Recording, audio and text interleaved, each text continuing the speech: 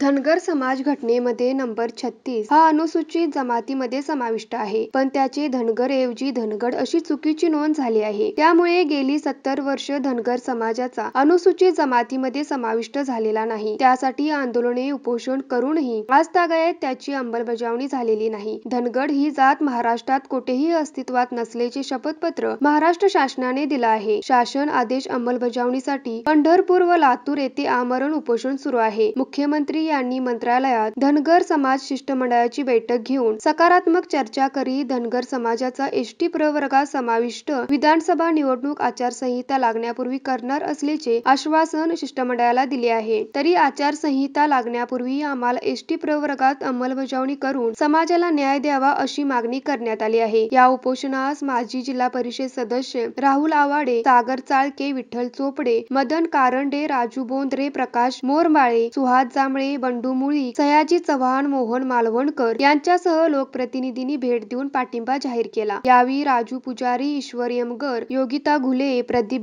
खोत यांच्यासह शिरोळ, हातकणंगले, इचलकरंजी मधील धनगर समाज बांधव उपस्थित होते. न्यूज मराठी 24 साठी विनोद शिंगे, कुंभोज.